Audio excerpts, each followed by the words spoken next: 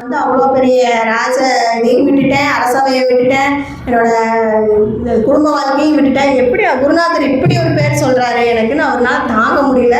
என்னவா இருக்கும் அப்படின்னு இப்படி பார்க்குறாரு. அவர்கிட்ட திருவோடும் கூட ஒரு நாய் எச்ச சாப்பாடு சாப்பிட்டுக்கிட்டு கூடயே இருக்குது. அது ரெண்டு மட்டும் பார்க்குறாரு. ஓ, இதை வச்சு தான் என்னை வந்து இப்படி சொன்னார் அவர் அப்படின்னு சொல்லிட்டு டக்குன்னு அதை ரியலைஸ் பண்ணிவிட்டு அந்த திருவோடு எடுத்து நாய் மேலே போடுவார். நாயும் இறந்துடும், திருவோடும் உடஞ்சிரும்.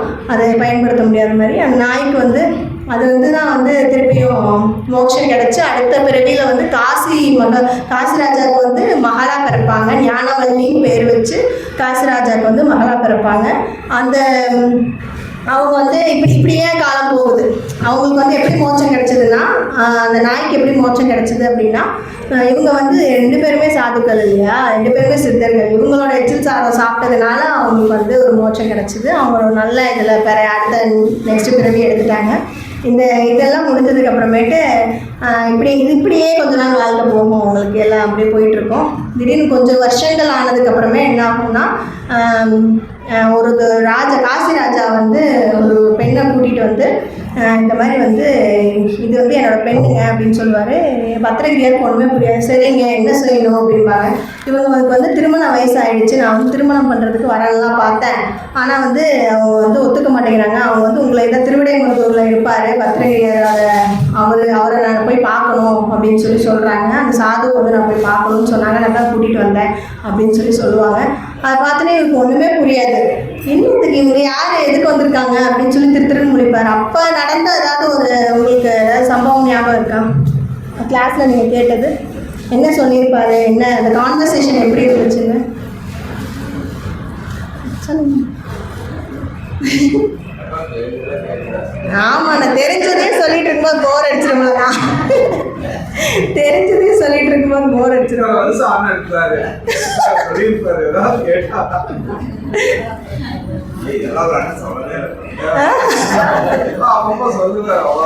சொல்லுங்க, பரவாயில்ல, கொஞ்சம் யோசிச்சு சொல்லுங்க. இல்ல, அடுத்தது யார் சொல்லுன்னு அப்படிதான் கேட்பேன்.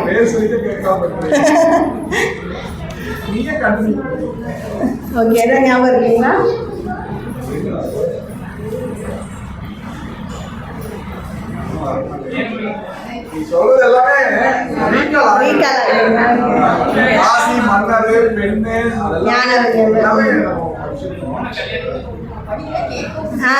கரெக்ட்.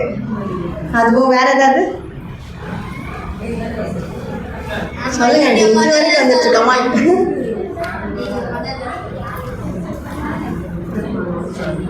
அவர் வந்து அவர் அவர் போயிட்டாரா அப்படின்ட்டு பட்டணத்தார் வந்து மனம் வெட்டி மகாலிங்கத்தோட போய் கலந்துடுறாரு. அது வரைக்கும் ஞாபகம் இருக்கு. அதுக்கப்புறம் வந்து அந்த தகவல் அவருக்கு தெரிஞ்சிருக்கு. யாரு பட்டணத்தார் வந்து போய் அழுகிறாரு மகாலிங்கத்துக்கு, ஏசாமி என்னை மட்டும் இப்படி வச்சுட்டு இருக்கீங்க அப்படிங்கிற போது அப்ப வந்து அசரீரா வந்து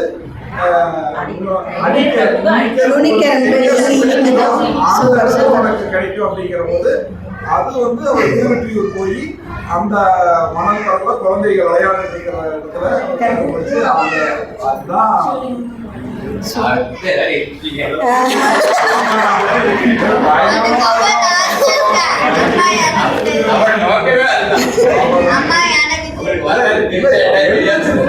தெரியும். உண்மையாலுமே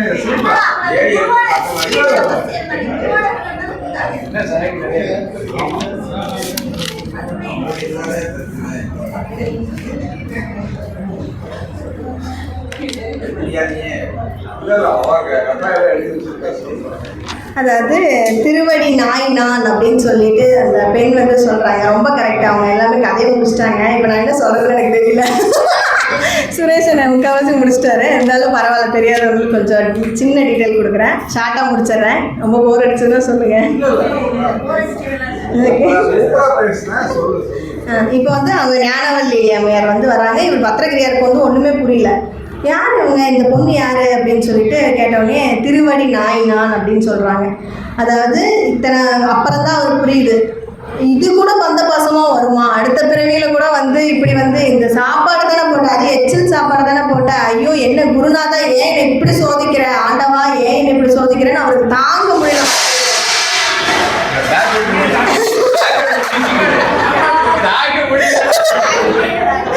அதுதான், அதாவது நிஜமாலுமே அவரால் முடியல. இதுக்கு மேலே நான் என்ன பண்ணணும்னு நினைக்கிறீங்க? எல்லாத்தையும் விட்டுட்டு வந்துட்டேன்ல, எனக்கு வந்து அடுத்தது முக்தி தான் அப்படின்னு நான் நிற்கும் போது இந்த இடத்துல வந்து இப்படி ஒரு பெண் வந்து நீங்கள் தான் இனிமேல் நான் எனக்கு எதுவுமே வேண்டாம், நான் உங்கள் திருவடியை வந்து டெய்லி பாத பூஜை பண்ணி நான் உங்கள் கூடயே இருந்துக்கிறேன் அப்படின்னு ஏற்றுக்கோங்க அப்படின்னு ஒரு பொண்ணு வந்து நிற்கும் போது அவருக்கு எப்படி இருக்கும்? தூக்கி வாரி போடாதா? அவருக்கு ரொம்ப நடுங்க ஆரம்பிச்சிருச்சு. அவருக்கு என்ன பண்ணுறதுனே தெரியல. எந்திரிச்சு ஓடுறாரு, நேராக குருநாதர்கிட்ட போய் கேட்குறாரு, குருநாதா குருநாதா அப்படின்னு அலறிட்டு ஓடுறாரு. அப்புறம் என்னாச்சுப்பா அப்படின்னு கேட்கும்போது, இந்த மாதிரி வந்து இப்படிலாம் சொல்கிறாங்க அப்படின்னு ஒரு சின்ன ஒரு இது நடக்குது, டிஸ்கஷன் நடக்குது. அதை பார்த்தோன்னே இவருக்கு ஒன்றுமே புரியாது. அடுத்த இதுமே எல்லாம் ஈஸ்வரன் செயல் அப்படின்னு சொல்லிட்டு அவங்க சரி வாங்க சாமிக்கிட்டேயே நம்ம போய் முறையிடலாம் அப்படின்னு சொல்லிட்டு உள்ள எம்பெருமான் கிட்ட கூட்டிகிட்டு போகிறோம். எல்லாருமே மொத்தமாக போகிறாங்க. அப்படி போகும்போது பத்திரகிரியாருக்கு வந்து தாங்க முடியல. அதாவது அந்த உணர்வு எப்படி இருக்குன்னு உங்களுக்கு புரியுதா? அதாவது அவ்வளோ பெரிய ராஜா எல்லாத்தையும் வந்து இப்படிங்கிறதுக்குள்ளே விட்டுட்டு வந்துட்டாங்க. 2 பேருமே அப்படி தான் விட்டாங்க. இவர் வந்து இப்படிங்கிறதுக்குள்ளே விட்டுட்டு வந்துட்டானே, எல்லாத்தையும் விட்டு திரும்பி கூட நான் பார்க்கல, என் கையில் எதுவுமே இல்லை அதுன்னு சொன்னாங்க. அது ஒரு சம்சாரின்னு சொல்லிட்டாரு என் குருநாதர்னு சொல்லிட்டு அதையும் தூக்கி வீசிட்டேன். இதுக்கு மேலே என்னால் என்ன, இதுக்கு மேலே ஆவது என்ன அப்படின்னு சொல்லிட்டு அவரால் தாங்க முடியாமல் அழுதுகிட்டே உள்ள போறாரு. அவங்களோட ஜோதி தோன்றோடனே அதிலே போய் அப்படியே ஐக்கியமாயிடுறாரு. யாரு? பத்திரகிரியார் வந்து போய் அப்படியே ஐக்கியமாயிடுறாரு. அதை பார்த்துட்டு பின்னாடி பட்டினத்தார் நிற்கிறாரு. அவருக்கு அதோட தாங்க முடியல. இவ்வளோ நேரம் இருந்த டென்ஷன் வந்து அப்படியே பாஸ் ஆனா இவருக்கு வந்துருச்சு பட்டினத்தாருக்கு. என்ன இது, என் சிஷ்யனா இருந்தார் இவ்வளோ நாளா, அப்போ நான் என்ன செஞ்சேன்? ஏதாவது நான் செய்யாம விட்டுட்டேன், ஏதாவது மிஸ் பண்ணிட்டேனா, நான் ஏதாவது இடத்துல தப்பு பண்ணிட்டேனா, என்ன இறைவா ஏன் என்னை இப்படி படுத்துற அப்படின்னு சொல்லிட்டு அவர் தாங்க முடியல. எனக்கு முன்னாடி இப்போ தானே வந்தா இதுக்கெல்லாம் முன்னாடி கூப்பிட்டீங்களே, நான் இவ்வளோ நாள் வெயிட் பண்ணிட்டு இருக்கேனே, என்ன இப்படி பண்ணிட்டீங்களே அப்படின்னு ஒரு நாள் அழுது அவர் புலம்புறாரு. அப்போ வந்து சின்ன ஒரு அசரீரி கேட்குது.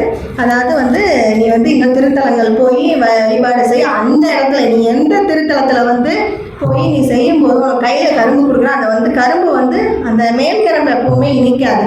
அந்த மேல் கரும்பு வந்து எந்த ஊரில் எந்த நாட்டில் வந்து உனக்கு இனிக்குதோ அந்த இடத்துல தான் நான் வந்து முக்தி கொடுப்பேன் அப்படின்னு சொல்லிட்டேன். அதை கேட்டதே அவர் வந்து சிதம்பரம், காசி எல்லா இடத்துக்கும் போகிறாரு. பாரத திருத்தலங்கள் எல்லாத்துக்குமே போகிறாரு. ஒவ்வொரு இடத்துக்கும் போய் கரும்பை டேஸ்ட் பார்க்குறாரு. ஆனால் அந்த இது வந்து தெரியவே இல்லை, இனிக்கவே இல்லை.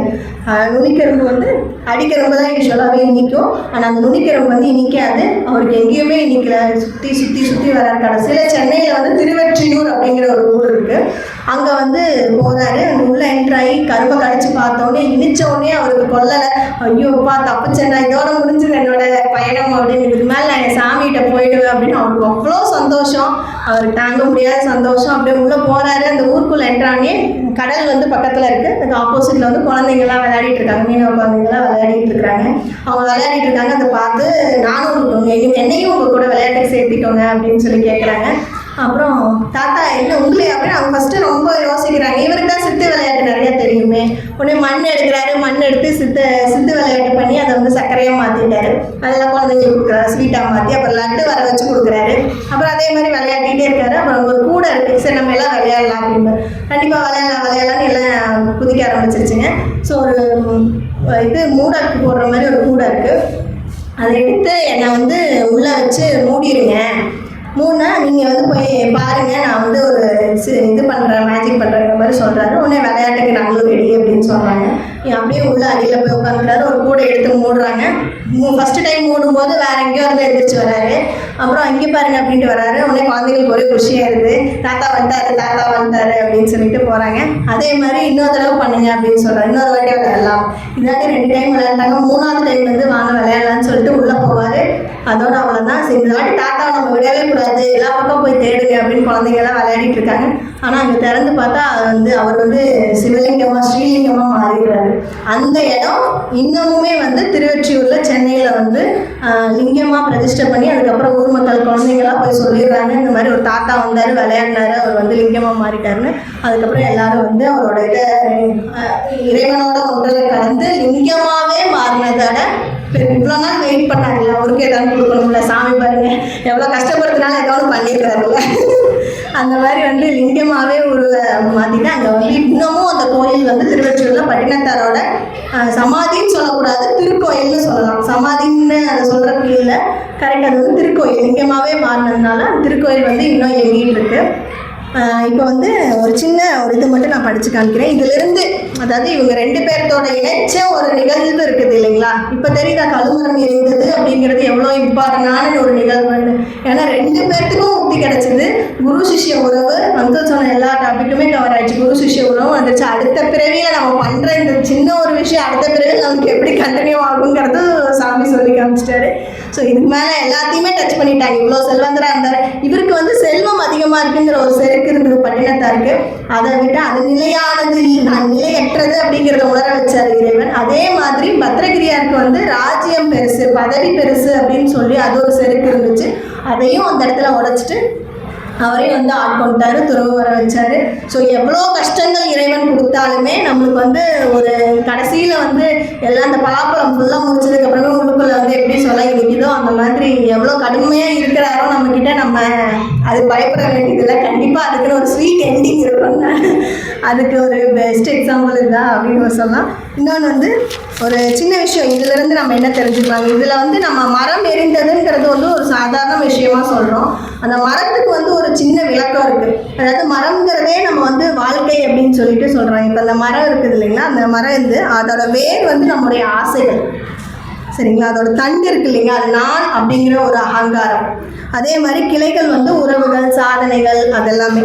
இலைகள் தினசரி விழுந்து விழுந்து முளைக்கிற இலைகள் வந்து தினசரி சிந்தனை, நம்ம கவலை, இதெல்லாம் வந்து நம் வாழும் முழு வாழ்க்கையும் இந்த மரத்தை வளர்ப்பதற்காகவே நாம் வாழ்கிறோம். அது கரெக்டுங்களா இல்லையா? சுற்றி நம்ம வாழ்க்கை சுற்றி இந்த வேறு, தண்டு, கிளைகள், இந்த மரத்தை வளர்க்கணும்னா என்ன வேணும்? அதை தான் எல்லாமே பண்ணிகிட்டு இருக்கோம். நம்முடைய ஆசை இருக்குது, நம்முடைய அகங்காரம் இருக்குது, உறவுகள் இருக்குது, சாதனைகள் இருக்குது. இது எல்லாத்தையும் வச்சு ஒரு மரத்தை உருவாக்குறோம், மரத்தை வளர்க்குறோம். வளர்ந்ததுக்கப்புறம் அது என்ன ஆகுது? ஒரு நாள் சாம்பல் ஆகுது. அது வாழ்க்கை முடிஞ்சிருது. இவ்வளோதான் நம்ம வாழ்க்கை அப்படிங்கிறதையும் ஒரு எடுத்துக்காட்டாக உலகத்துக்கு சொல்லியிருக்காங்க. அதுதான் வந்து சொல்கிறாங்க, இப்போது நம்ம வாழும் முழு வாழ்க்கையும் இந்த மரத்தை வளர்ப்பதற்காகவே பணம் சம்பாதிக்கிறோம், புகழ் தேடுகிறோம், பொருட்கள் சேர்க்கிறோம், மற்றவர்களுடன் ஒப்பிடுகிறோம். ஆனால் பட்டினத்தார் ஒரு கேள்வி கேட்கிறார், இந்த மரத்தின் முடிவு என்ன? ஒரு நாள் மரணம் வரும். அந்த நேரத்தில் இந்த மரம் முழுவதும் அர்த்தமில்லாததாகி விடுகிறது. அதே மாதிரி இந்த உணர்வே ஞானத்தீ. அந்த ஞானத்தீ வந்தவுடன் இந்த ஆசை, அகங்காரம், பற்றுதல் எல்லாம் எரிந்துவிடும். அதுவே வந்து கருமரம் எரிந்தது அப்படிங்கிறதுக்கான ஒரு அர்த்தம். நம்முடைய பற்றுதல்கள், அகங்காரம், மாயை எல்லாம் அழிந்து விட்டது. இது வாழ்க்கையை விட்டு ஓட வேண்டும் என்பதல்ல. பட்டினத்தார் சொல்வது வாழ்க்கையை தெளிவாக பாருங்கள் அப்படின்னு சொல்கிறாரு. அதாவது இப்போ இவ்வளோ செய்கிறோம், இப்போ நம்ம வாழ்கிறோம், நம்ம லைஃப்பை போயிட்டுருக்கு. அப்படிங்கும்போது நம்மளுக்கு வேலை அப்படிங்கிறதும் சரி முடிச்சிருவேன். லாஸ்ட்டு 2 minutes தான். இப்போ நம்மளோட வேலை இருக்குது, நம்ம வேலை செய்யலாம், சம்பாதிக்கிறோம், குழந்தைங்க இருக்குது, அவங்கள படிக்க வைக்கிறோம், எல்லாமே இந்த கடமைகள்லாம் இருக்குல்ல, இதெல்லாம் விட்டுட்டு நான் வந்து டக்குன்னு இப்போ பட்டினத்தார் முடிவெடுத்த மாதிரியோ இல்லை பத்திரகிரியார் முடிவெடுத்த மாதிரியோ என்னால் விட்டுட்டு போக முடியாது இல்லையா? அந்த மாதிரி ஒரு உணர்வு எல்லாத்துக்குமே வந்துச்சுக்கா. ஏன்னா எனக்கு வந்துச்சு அது. இப்போ நம்ம இதை பார்த்தோன்னே ரொம்ப இதாக இருக்கிறது. கண்டிப்பாக இந்த மாதிரி இருக்கணும், இறைவன்கிட்ட போய் சேரணும். பட் இதெல்லாம் நம்ம கடமைகள்லாம் பின்னாடி இருக்கு இல்லைங்களா? ஸோ அதுக்கும் ஒரு விளக்கம் கொடுக்குறாங்க. சுதந்திரம்னு நம்ம நினச்சிட்டு இருக்கோம் இல்லைங்களா? அது என்ன உண்மையான சுதந்திரம் அப்படின்னு சொல்கிறாங்க. அதாவது நாம் வேலை செய்யலாம், பணம் சம்பாதிக்கலாம், குடும்பத்துடன் இருக்கலாம். ஆனால் உள்ளே பற்றுதல் இருக்கக்கூடாது, பயம் இருக்கக்கூடாது, இது என்னுடையது என்ற உணர்வு இருக்கக்கூடாது. அதுதான் உண்மையான சுதந்திரம். இப்போது நம் காலத்திற்கு ஒரு உதாரணம் பார்க்கலாம். இன்று நம்மில் பலர் எப்போதும் ஒரு அழுத்தத்தில் இருக்கிறோம். வேலை, சம்பளம், பதவி, சமூக நிலை இவற்றை பற்றி எப்போதும் கவலை. நாம் வெற்றியை எண்களில் அளக்கிறோம். ஆனால் உள்ளே ஒரு பயம். அதை இழந்தால் என்ன ஆகும்? அந்த பயம் பற்றுதலால்னால தானே வருது. பற்று இருக்கிறனால தான் அந்த பயம் வருது. அதை இழந்துட்டோம்னா என்ன, மிஸ் பண்ணிட்டோம்னா, இந்த காசு இப்போ இருக்குது, நம்ம நாளைக்கு நம்மளோட சூழ்நிலை என்ன, இந்த உறவு இப்போ இருக்குது, நாளைக்கு இல்லைன்னா அந்த பயம் வருது இல்லைங்களா? அந்த பயத்தோடு இருக்கிறதுக்கு பேர் சுதந்திரமா? இல்லைல்ல. ஆனால் நம்ம எப்பவுமே அந்த பயத்தோடையும் அந்த அதாவது பதட்டத்தோடையும் இருக்கும். ஐயோ இது இல்லைன்னா ஃப்யூச்சர் என்ன ஆகிறது, என் பையனுக்கு என்ன நம்ம சம்பாதிச்சு வச்சுட்டு போவோம், எல்லாமே வருதில்ல. அது எல்லாமே ஒரு பயம். இதை இழந்தால் என்ன ஆகும்? இந்த பற்றுதலால் தான் வருகிறது. ஒரு நாள் நாம் உண்மையாக புரிந்து கொண்டால் இவை அனைத்தும் நிலையற்றவை. அந்த நொடியே அமைதியாகிவிடும். அந்த நிம்மதியாக மரம் நிறைந்த பிறகு வரும் நிலை. பட்டினத்தார் வாழ்க்கையின் இன்னொரு முக்கியமான பாடம் எளிமை. அவர் எல்லா செல்வத்தையும் விட்டுவிட்டு மிகவும் எளிமையான வாழ்க்கையை வாழ்ந்தார். அது கட்டாயமாக அல்ல, அது ஒரு புரிதலால் வாழ்ந்திருக்கார். அது வந்து கட்டாயத்தின் பேரில் அவங்கள நம்மளுமே அப்படி நம்ம வாழ முடியாது. அதே மாதிரி அவங்களும் வாழலாம். ஒரு புரிதல் இருந்தது அவர்கிட்ட, எது எப்படி இருக்கணும் அப்படிங்கிற புரிதல் இருந்தது. அதோட வாழ்ந்தார். எதுவும் என்னுடையது அல்ல என்று உணர்ந்தவுடன் பிடித்து கொள்ள எதுவும் இல்லை, அதுவே சுதந்திரம். இன்று நாம் சுதந்திரம் என்றால் அதிக பணம், அதிக வாய்ப்பு, அதிக அதிகாரம் என்று நினைக்கிறோம். ஆனால் பட்டினத்தார் காட்டும் சுதந்திரம் வேறுபட்டது. பற்றுதலிலிருந்து சுதந்திரம், பயத்திலிருந்து சுதந்திரம், அகங்காரத்திலிருந்து சுதந்திரம், அதுவே உண்மையான விடுதலை. இப்போது இந்த கழுமரம் எரிந்தது என்பதை மீண்டும் நினைப்போம். இது ஒரு வாக்கியம் மட்டுமல்ல, இது ஒரு நிலை. நாம் தற்காலிக விஷயங்களில் இருந்து விலகும் நிலை, நாம் உண்மையை காணும் நிலை. இதுவே ஒரு நாளில் வராது. ஆனால் நாமே நம்மிடம் கேள்வி கேட்டுக்கொள்ளலாம். நாம் எதனை பிடித்து கொண்டிருக்கிறோம்? ஏன் அதை இழப்பதற்கு பயப்படுகிறோம்? அது உண்மையிலேயே என்னுடையதா? இந்த கேள்விகள் நம்மை சிந்திக்க வைக்கும். அந்த சிந்தனை தெளிவை தரும். அந்த தெளிவு பற்றுதலை குறைக்கும். அந்த பற்றுதல் குறைந்தால் மனம் அமைதியாகும். அந்த அமைதியே பட்டினத்தார் அடைந்த நிலை. முடிவில் ஒரு சின்ன சிந்தனை. நான் காலியாக வந்தோம், காலியாகத்தான் போகிறோம். நடுவில் உள்ள அனைத்தும் தற்காலிக. அதனால் பிடித்து வைத்து கொள்ளாமல் எளிமையாக வாழ கற்றுக்கொள்ளலாம். சேர்க்காமல் புரிந்து கொண்டு கற்றுக்கொள்ளுங்கள். பயப்படாமல் ஏற்று கற்றுக்கொள்ளுங்கள். இதுவே இந்த தலைப்போட ஒரு அர்த்தம். பொருள். இந்த ஞான தீ நம்முள் எரியட்டும். நம் அகங்காரம், பயம், பற்றுதல் இவற்றை எரித்து நமக்கு அமைதி மற்றும் தெளிவு தரட்டும். பொருள் பற்றிருக்கிற விடு, அருளை பற்றிக்கொள். பொருள் பற்றி விட்டுட்டு அருளை பற்றிக்கொள், நற்றுணையாவது நமச்சிவாயவே.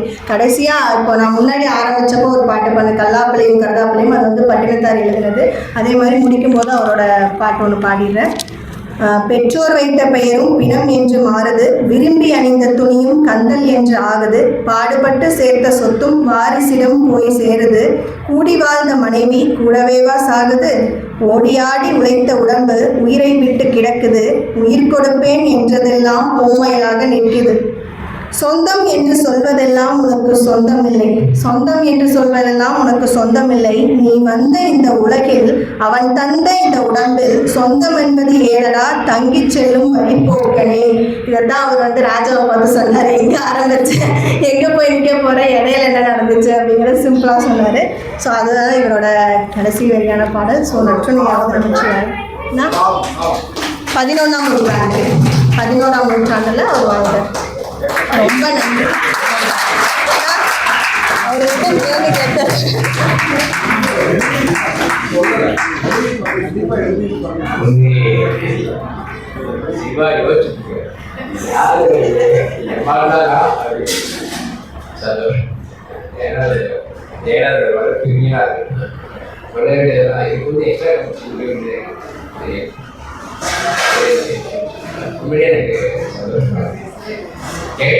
தெரியுமே சொல்லிட்டு கொடுத்தது இல்லாமல் சொந்த விஷயங்கள் தெரிஞ்சுருக்கா அப்படிங்கிறது பாராட்டு.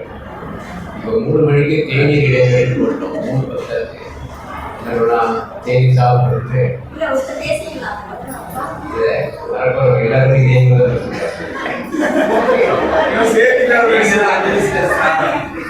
அக்காவை தங்கி போட்டு போட்டு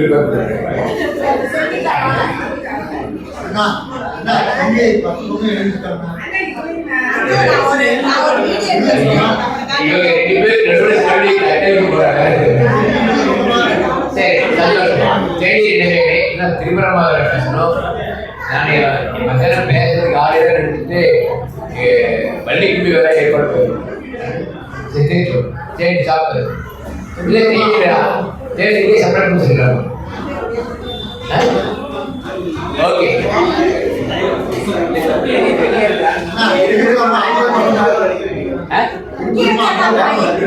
திருப்பூர் 50 பக்கமா